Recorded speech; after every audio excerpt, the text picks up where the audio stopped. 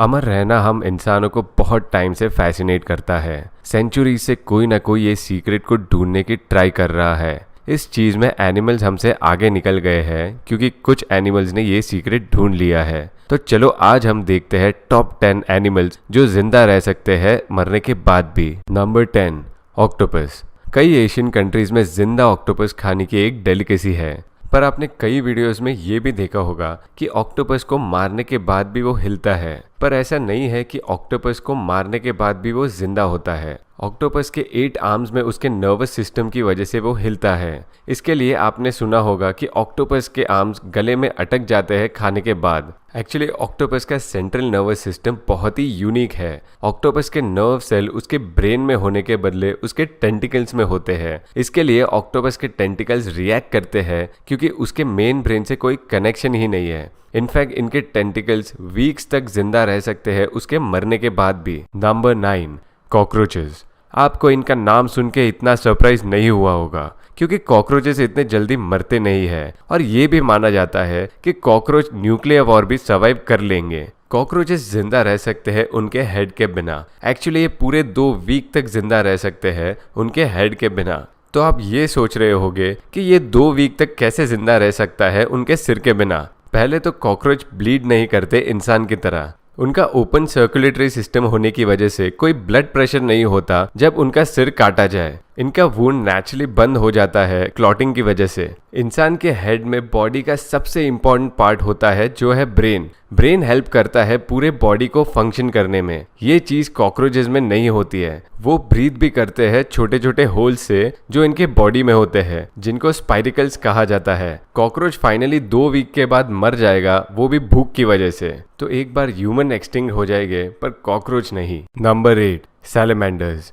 Life after death in animals में salamanders ना रहे ऐसा हो नहीं सकता। सैलमेंडर्स जाने जाते हैं अपने बॉडी पार्ट को रीग्रो करने की एबिलिटी के लिए। अगर आप इनका कोई भी बॉडी पार्ट काटे तो ये रीग्रो हो जाएंगे। लोग इनके रीजनरेट करने वाले पावर को पैरानॉर्मल कहते हैं। ये रीग्रो हुए पार्ट ओरिजिनल पार्ट जैसा या कुछ केस में बेटर भी होते हैं। ये होता है मेनली एक स्पेशल प्रोटीन की वजह से जो इनके बॉडी में पाए जाते हैं। ये प्रोटीन फैसिलिटेट करता है रेप्लिकेशन ऑफ सेल्स। ये स्पेशल प्रोटीन हम इंसानों के पास भी होते हैं पर ये स्मॉल क्वांटिटी में पाए जाते हैं। ये हमारे वुंड्स को हील करने में हेल्प करता है। साइंटिस्ट स्टडी कर रहे हैं सैलमेंडर्स की ये एबिलिटी को ताकि इंसानों को फ्यूचर में इनका बेनिफिट मिले। Number 7, frogs. इंसान का सबसे इम्पोर्टेंट पार्ट ब्रेन है। अगर हम बॉडी में से ब्रेन निकाल दे तो इंसान 1 सेकंड भी जिंदा नहीं रह सकता, पर फ्रॉग्स में ऐसा नहीं है। माना जाता है फ्रॉग्स अगर ब्रेन डेड हो जाए फिर भी वो जिंदा रह सकता है। अगर उसका ब्रेन निकाल के छोड़ दे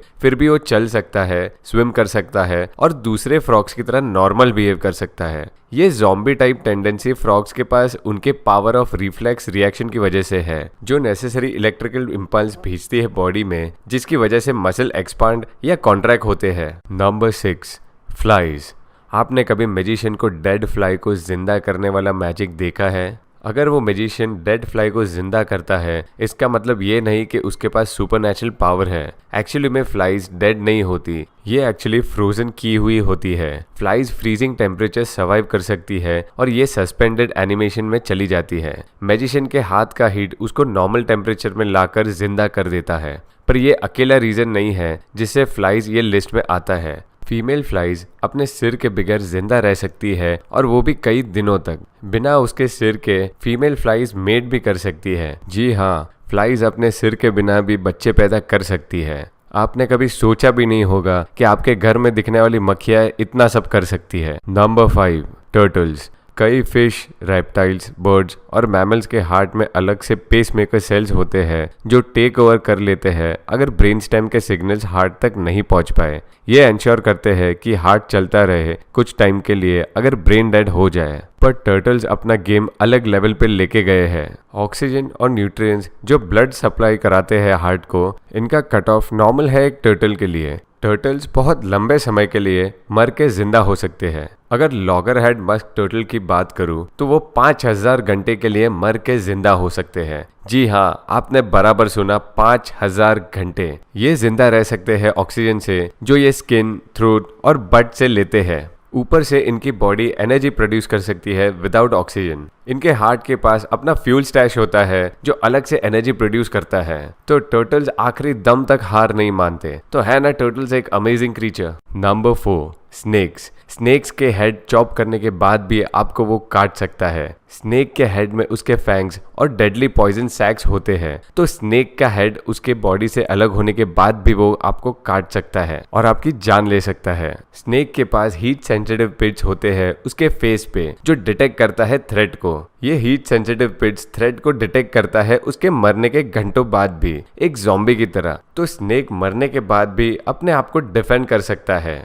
तो आप ऐसा मत समझिएगा कि सांप अगर मर गया तो आपको काट नहीं सकता। एक जिंदा सांप तो डेंजरस है ही, पर वो मरने के बाद भी डेंजरस है। Number 3, flatworms. आपने अर्थवर्म को तो देखा ही होगा और आपको पता होगा कि उसको बीच में से भी काटे तो वो जिंदा रहता है। फ्लैटवर्म्स जो प्लेनेरियंस के नाम से जाने जाते हैं, दिखने में अर्थवर्म जैसे ही होते हैं पर फ्लैट होते हैं। इन्हें मास्टर ऑफ रीजनरेशन के नाम से भी जाना जाता है क्योंकि एम्प्यूटेशन के बाद ये शरीर का कौन सा भी पार्ट रीबिल्ड कर सकता है। तो अगर आप इनको बीच में से काटे तो वो दूसरे पार्ट में हेड ग्रो कर देगा और वो 2 फ्लैटवर्म्स बन जाएंगे। इनको आप 20 टुकड़ों में काटे तो वो 20 नए वर्म्स बन जाएंगे with full body parts. Nottingham university के साइंटिस्ट ने इनकी पूरी एक कॉलोनी बनाई थी और शॉकिंग बात ये है कि वो सिर्फ एक ही फ्लैटवर्म से बनाई गई थी। ऐसा माना जाता है कि ये कोई इन्फेक्शन या इलनेस से ही मरेंगे, वरना ये कभी नहीं मरेंगे। इसका मतलब फ्लैटवर्म्स इमॉर्टल है जो हमारे साथ रहते हैं। ये सुनने में ही डरावना लगता है। नंबर 2,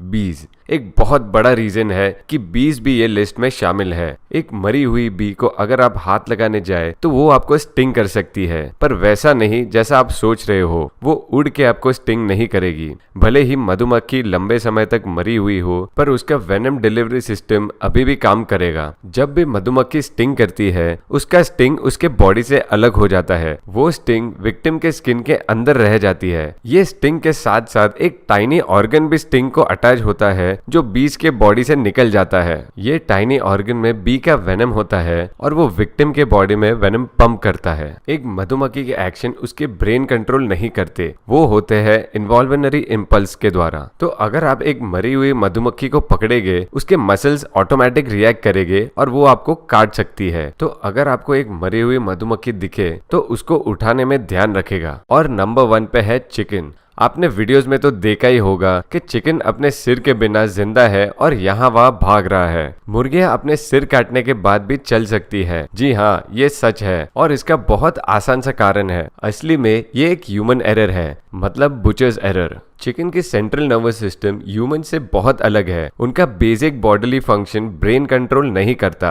बल्कि ब्रेन स्टेम के सर्टेन पार्ट्स करते हैं। तो अगर बुचर जरा सा भी उसका सिर ऊपर से काटे तो चिकन के ब्रेन स्टेम और सेरेबेलम इंटैक्ट होता है। इस वजह से चिकन जिंदा रह सकता है उसके सिर के बिना, पर इवेंचुअली वो मर जाएगा भूख के कारण। तो गाइस, कैसा लगा आपको ये वीडियो? अगर आपको ये वीडियो पसंद आए तो लाइक और सब्सक्राइब करना ना भूलिएगा।